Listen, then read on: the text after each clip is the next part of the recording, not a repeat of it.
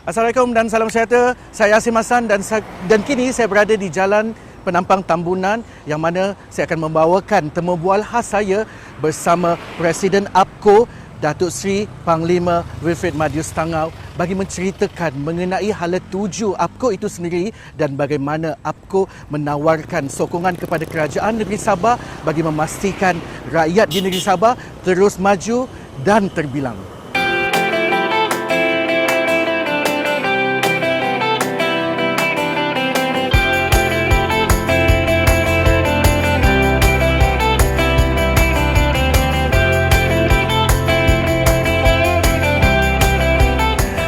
Yalah, terima kasih. Tadi saya dah ceritakan saya akan bersama dengan seorang lagi pemimpin negeri Sabah yang mempunyai banyak pengisian-pengisian yang boleh beliau kongsikan bersama kita dalam temu bual eksklusif ini. Dan bersama saya hari ini Datuk Seri Panglima Wilfred Madius Tangau, Presiden APCO. So Datuk, terima kasih bersama dengan Esra Awani, Datuk. So mungkin kita sembang-sembang di kedai Kinabalu ni, Datuk. Kinabalu Cafe. Kinabalu Cafe ni, Datuk, mungkin ialah gelora politik di Sabah ni memang Datuk, banyak cakap-cakap yang kita tak tahu sahih ke tidak. Okey. Dan awal minggu ni juga, Datuk, ada berita mengenai pengunduran dua adun daripada APCO itu sendiri, iaitu Datuk Limus Juri dan juga Datuk Jem Ratib. Datuk, kalau kita melihat macam mana, Datuk, impact kepada APCO itu sendiri, Datuk, dengan tindakan kedua-dua adun ini, Datuk? Terima kasih pihak Esra Awani kerana datang untuk temu ramah dengan saya secara santai. Setelah kedua-dua adun ini bertindak keluar daripada APCO, langkah pertama yang saya telah ambil ialah mengadakan satu mesyuarat Majlis Tertinggi khas untuk membincangkan perkara ini. Dan setelah kita berbincang dalam Majlis Tertinggi, kita telah sebulat suara menerima keputusan mereka ini dan menghormati keputusan ini. Kami Majlis Tertinggi APCO mengucapkan selamat maju jaya kepada kedua-dua mantan adun kita ini. Daripada feedback perbincangan daripada Majlis Tertinggi dan juga di bahagian-bahagian, kita dapati bahawa APCO tidak terjejas sebenarnya dari segi sokongan rakyat. Di bahagian Beaufort, timbalan ketua bahagian kita memang yang berhormat Datuk Limus Juri, dan timbalan ketua bahagian adalah Encik Nelson Anggang, iaitu Setiausaha Agung APCO. Jadi Majlis Tertinggi telah buat keputusan supaya dia memangku ketua bahagian, dan dia telah mengambil langkah-langkah untuk menyusunkan semula bahagian kerana ada beberapa ahli jawatan kuasa bahagian yang telah mengikuti jejak langkah Datuk Limus Juri. Manakala yang berhormat Datuk James Ratib, dia adalah ahli Majlis Tertinggi dan ahli APCO di kawasan di bahagian Beluran. Di bahagian Beluran dia tidak memegang apa-apa jawatan, ya, sama ada di bahagian kah, cawangan kah, begitu. Jadi dia tidak ada apa-apa kesan lah. Ketua bahagian Beluran, Saudara Felix Sang, dia juga adalah ketua pergerakan pemuda APCO pusat. Jadi dia tidak terjejas, sangat tidak terjejas. Datuk, maaf, ya. Adakah Datuk rasa kecewa dengan tindakan diorang tu, Datuk? Pada mula-mulanya, Datuk? Memanglah kita kecewa, bukan sahaja saya kecewa, malah ahli-ahli kita kecewa, ahli Majlis Tertinggi dan kawan-kawan kita di kawasan Beaufort, Kuala Penyu, dan juga di kawasan Beluran. Memang kita kecewa. Walau bagaimanapun ini keputusan mereka, kita menghormati. Dalam kes Datuk James Ratib, pada mulanya memang bila dia memohon menjadi ahli APCO, sebab dia ni dulu ahli UMNO, memang reaksi di bahagian Beluran memang pelbagai pada ketika itu, ya, memang pelbagai.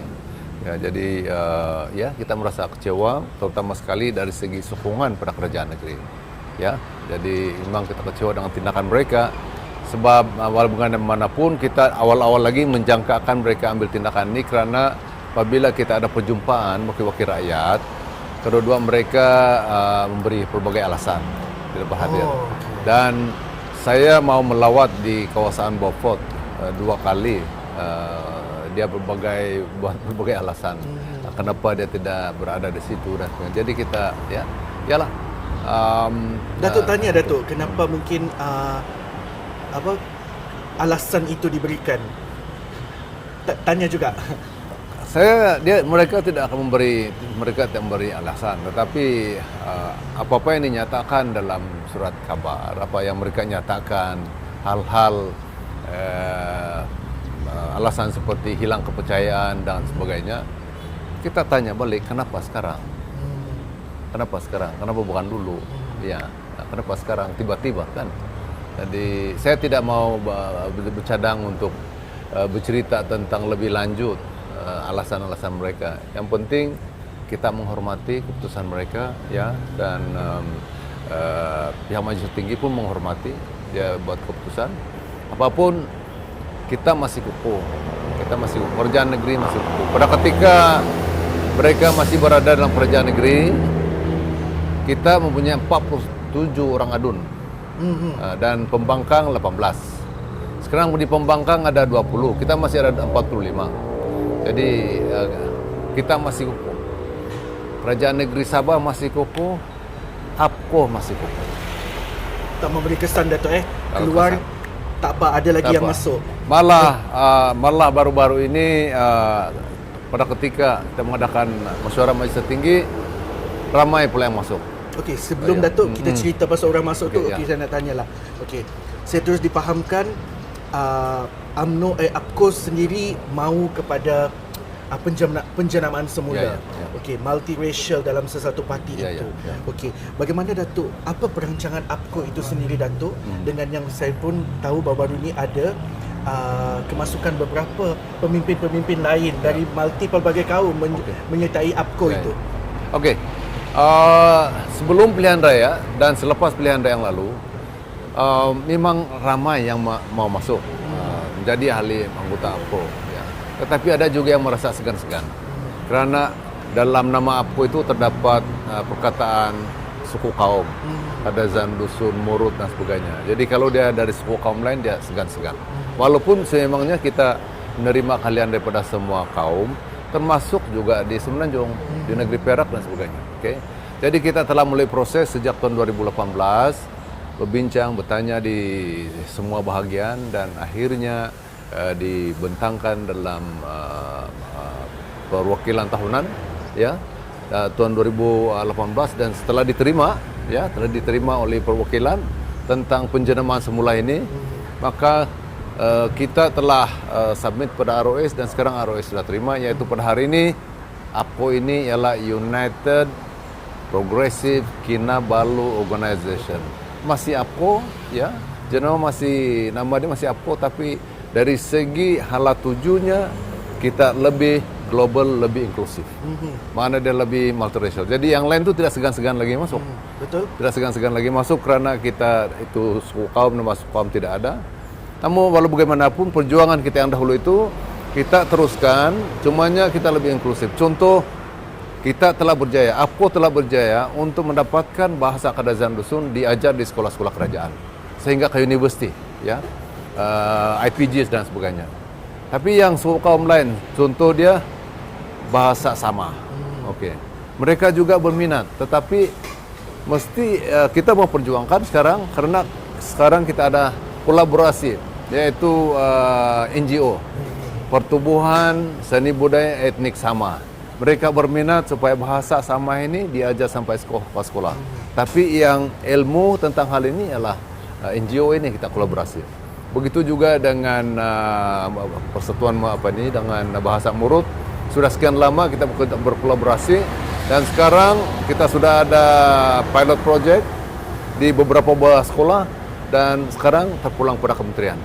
Kita akan persudah dengan kementerian supaya dia diajar sekolah dan sebagaimana dia perjuangan dahulu kita perluaskan kepada semua etnik supaya bahasa ibunda itu, bahasa tempatan itu kita dapat pertahankan, kita dapat kembangkan, menghilangkan daripada kepupusan. Ya, itu contohlah. Contoh. Ya. So APCO tidak terjejas dengan politik, malah penjaraman semula telah dibuat.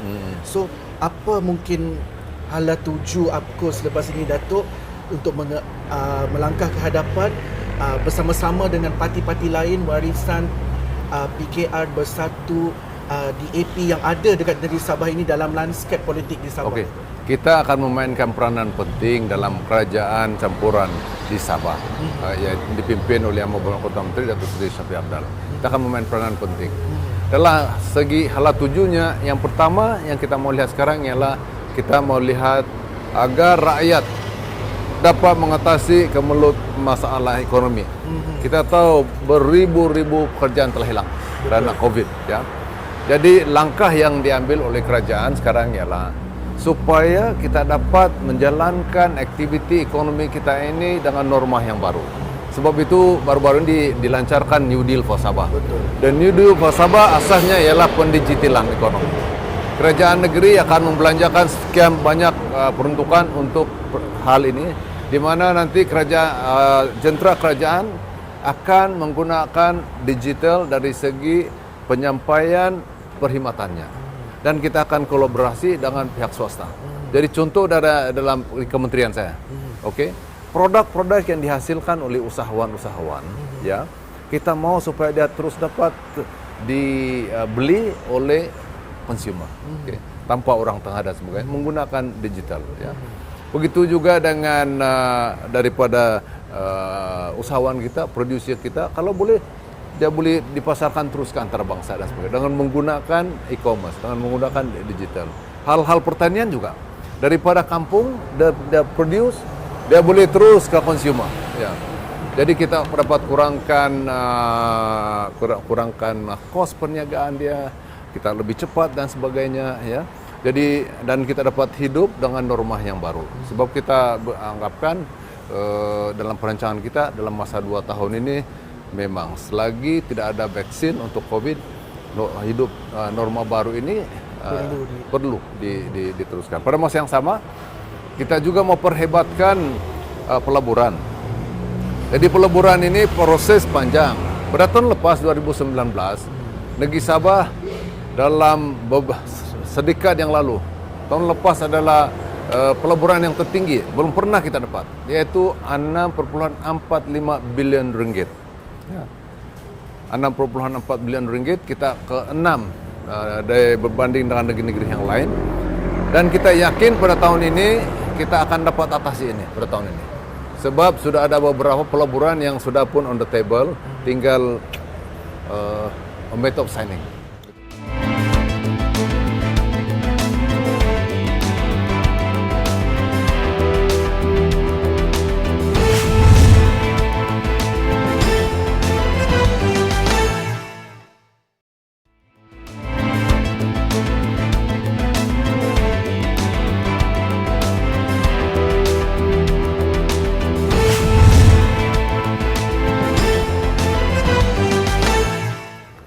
Pelaburan boleh dicakap letter of intent tu sudah ada. Semua ada. Okey, cuma Semua perlu diteruskan lagi untuk menjana ekonomi di Sabah. Masalah dia sekarang kerana COVID, pelabur sendiri pun tidak boleh fly in. Betul. Okey, begitu. Ya, jadi dan dari segi pemasaran, mempromosikan Sabah sebagai satu destinasi pelaburan, sekali lagi kita akan gunakan teknologi digital.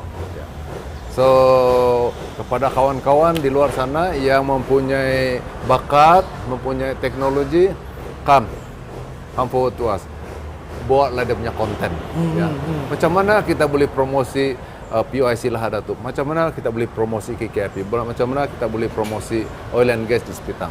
Dan tempat-tempat lain sebagai destinasi pelaburan. Itu yang kita akan buat sebagai satu hala tuju, sebagai satu way forward untuk sebab itu saya dan rakan-rakan di kabinet yang berhormat Ketua Menteri, kita mengatakan tolonglah kurangkan yang berpolitik ini, tolong jangan kacau lah. Ya, ini kacau sampai pagi, awal-awal subuh, ya, mau tarik-tarik untuk keluar lari daripada, tolong.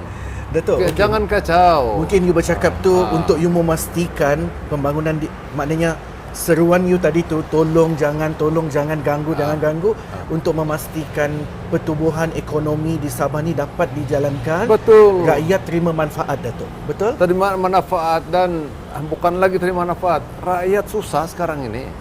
Bayangkanlah, saya boleh bayangkan. Bayangkan 40% daripada ekonomi kita bergantung kepada pelancongan. 40% ya. Sekarang pelancongan kerana tidak sudah penerbangan daripada luar negara datang dan sebagainya. So it's totally devastated. Jadi saya ambil contoh lah, Hospital 5 bintang di Tuaran, Rasaria. Dalam 1 bulan dianggarkan lebih kurang 2 juta dari segi gaji saja. Sekarang ini barangkali tidak sampai 300.000. Bagaimana ada, bayangkanlah mereka yang tidak dapat gaji ini. Bayangkan keluarga mereka dan sebagainya. Berapa hotel, berapa orang bekerja di hotel dan sebagainya. Bayangkanlah. Jadi yang orang susah-susah tidak ada gaji lagi, tidak ada pekerjaan dan sebagainya. Kita susah pula cerita pasal politik. Sedangkan Sabah ini stabil. Dengan 47 wakil rakyat adunya menyokong kerajaan, tapi dicucuk-cucuk dengan dan sebagainya.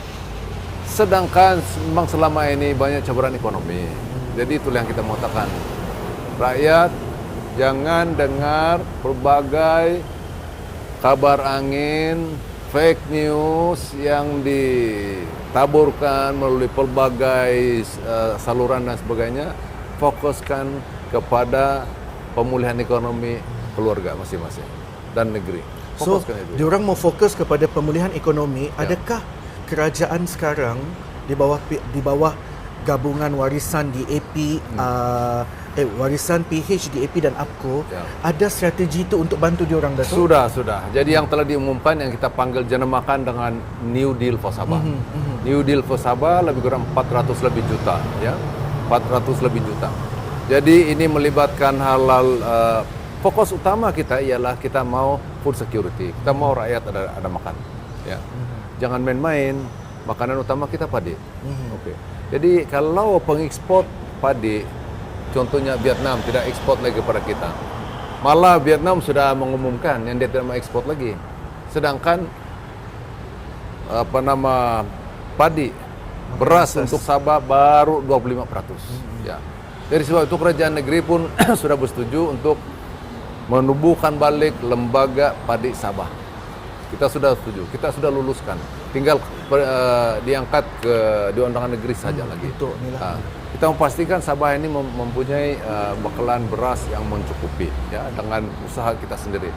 Kerajaan negeri juga telah meluluskan 18.000 hektar tanah kepada sawit Kinabalu untuk antara lainnya menanam padi. Dan juga lebih kurang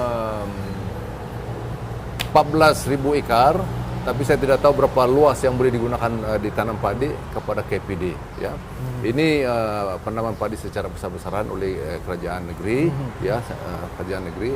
Dan kita mau pastikan semua jelapang-jelapang padi yang ada di Sabah ini dapat diusahakan balik. Jadi mana dia jelas sudah yang kita membuat dari segi food security. Datuk, bila kita bercerita kerajaan sentiasa mengumumkan berapa pelan pakej bantuan, banyak suara-suara tidak tahu adakah idea adalah dari rakyat sendiri melahirkan. Kadang-kadang bantuan tidak sampai. So macam mana untuk pastikan, Datuk, macam benda tu sampai kepada rakyat? Rakyat semua menerima. Kita sentiasa meminta feedback. Saya ambil contoh. Ramai yang tidak tahu bahawa anak-anak Sabah yang bekerja di Kuala Lumpur, di Johor dan sebagainya. Semasa COVID, mereka pun dalam kesusahan. Duduk di Kuala Lumpur, kalau setakat gaji RM2,000 payah. Betul. Jadi kerajaan negeri Sabah telah membelanjakan 20 juta untuk food bucket kepada mereka. Tidak terpastikan sampai kepada mereka. Bayangkanlah, dia duduk Kuala Lumpur, dia bekerja di sana, anak Sabah, kerajaan negeri bantu dia. We spend 20 million untuk bagi makan saja kepada mereka. Dan kita pastikan. Begitu juga dalam hal-hal pelajar-belajar kita yang mau balik. 11.000 pelajar daripada Sabah, institusi pengajian tinggi mau balik. Kerajaan Persekutuan mengatakan bahawa mereka akan dihantar dan menggunakan IMS, dengan syarat nanti bila kapal terbang itu balik, penuh juga. Tetapi pelajar Semenanjung yang ada di Sabah hanya lebih kurang 3.000. Jadi ada lagi 7.000 yang nanti mau balik tidak, kapal terbang tak penuh. Terpaksa 7.000 itu kita gunakan duit kerajaan negeri untuk membelanjakan, tambang mereka balik, tapi kita guna Asia lah. I see. Kita gunakan Asia. Contoh macam tu. Jadi pelajar-pelajar yang menghadapi masalah, tidak dapat dan sebagainya, kita dapat feedback. Bila kita dapat feedback, kita bertindak. Begitu juga di bantuan kita kepada IKS dan usahawan mikro. Ya. Kita ada bantuan disalurkan melalui Sabah Credit Corporation. Oke. Ada untuk yang IKS, dia adalah pinjaman lebih kurang 3%. Bagi yang mikro, lebih soft loan. Soft loan. Tiada faedah. Oke. Kalau mereka tidak dapat, please contact us. Pegawai-pegawai saya di Jabatan Pembangunan Perindustrian boleh hubungi mereka dan beritahu mereka, saya menghadapi kesulitan untuk mendapatkan bantuan ini, pinjaman ini, dan kita akan facilitate. Boleh? Kita sudah beritahu, we will facilitate. Don't frustrate kepada mereka yang memerlukan bantuan. Datuk, macam tadi dari awal kita punya perbincangan adalah Datuk kata, APCO tetap kukuh. Saya mula-mula kecewa tapi hormati keputusan dua adun yang keluar menjadikan kerajaan negeri yang ada sekarang ni ada 45 kerusi dengan pembangkang ada 20 kerusi yang which is you guys masih lagi two third, betul? Okey. So Datuk, macam Esro Awani sendiri pun ada, kita ada survey juga Datuk mengatakan sengketa politik tu perlulah, tidak perlu adanya sengketa politik tu. Apa yang penting adalah kesihatan awam itu sendiri dan juga cara tangani COVID dan memulihkan ekonomi. Macam kita cerita in the back tadi Datuk bercerita, cukup-cukuplah berpolitik, kita teruskan membangunkan negeri Sabah, membangunkan rakyat, membangunkan belia-belia kita yang tidak ada kerja ni Datuk. Betul tak Datuk? Betul. Kita sentiasa berpandukan kepada rakyat. Sejak dari mula kita menghormati mandat rakyat. Terbentuk, terbinalah kerajaan yang ada sekarang. Pada kali ini begitu juga. Permintaan rakyat hari ini, tolonglah kami. Bermacam-macam cabaran mereka. Sekarang mau pergi sekolah. Lepas itu usahawan-usahawan kita perlu juga bantuan untuk menghidup balik perniagaan dan sebagainya. Ya, untuk mendapat nafkah, untuk dapat gaji dan sebagainya. Jadi ini yang perlu ditangani. Tetapi bagi setengah pihak, yang penting bagi dia menumbangkan kerajaan, mengadakan huru-hara dan sebagainya. Jadi siapa yang rugi? Rakyat akan rugi dalam keadaan sekarang. Okey Datuk, dalam tempoh mungkin seminit dua ni, mungkin Datuk boleh bagi tahu kepada penonton kita ni, okey, bersama-sama dengan warisan PH dan juga DAP, apa yang APCO boleh tawarkan untuk pembangunan kerajaan negeri Sabah demi manfaat rakyat dan untuk sama-sama kita bangunkan Sabah untuk terus maju dan terbilang. Yang kita sumbangkan adalah wakil rakyat yang ada ini, kita kukuh memberi sumbangan, mainkan peranan penting dalam kerajaan anda sekarang. Okay. Jangan dengar apa kabar angin tentang kesetiaan dan sokongan kami dalam kerajaan negeri Sabah. Satu. Yang kedua, sumbangan kita dalam portfolio yang kita ada. Saya pedagang perindustrian yang berhormat Datuk Iwan dalam Pembangunan Luar Bandar. Ya, Pembangunan Luar Bandar. Kita akan memainkan peranan penting untuk memastikan supaya perkhidmatan kerajaan, bantuan-bantuan kerajaan itu sampai kepada sasaran. Itu yang penting. Kita akan mensumbangkan. Pada masa yang sama, kita juga mau mantapkan agar kita kurangkanlah yang berpolitik. Apatah lagi yang politik berkauman dan sebagainya. Sebab itu baru-baru ini semakin ramai yang berbilang kaum yang menjadi ahli APCO. Dan ramai lagi yang masuk. Besok pun saya ada mau menerima ahli APCO. Janji Datuk sendiri kepada rakyat di seluruh negeri Sabah ni Datuk? Selaku Presiden APCO. Okay. Janji kita akan tunaikan dan perjuangkan apa yang kita telah janjikan dulu. Manifesto. Contohnya bagi kami dalam APCO, perjuangan kita tetap. Kalau rakyat ini khawatir dengan hal-hal keselamatan, hal-hal kewarganegaraan, kita konsisten memperjuangkan. Kalau hal-hal berkenaan dengan ekonomi, kita konsisten dalam perjuangan kita dalam hal ekonomi. Kurangkan kos perniagaan, tarik pelaburan, kita akan teruskan. Dalam hal-hal yang berkaitan dengan perpaduan, ya, mengelakkan daripada kekecohan dan pura-puranda, kita mau perjuangkan perpaduan, ya, melalui apa yang ikatan kerajaan campur yang ada di Sabah sekarang. Okey Datuk, mungkin itu saja kesempatan kita Terima untuk hari kasih. ini. So cukup padat, cukup berisi. Kita cerita politik, kita cerita hala tuju, kita cerita juga tentang apa yang boleh APCO tawarkan untuk kekal relevan kepada rakyat. Okey, sekian mungkin temu bual kita untuk hari ini Datuk. Terima kasih banyak-banyak Datuk atas masa you. Terima kasih Awani. Terima kasih.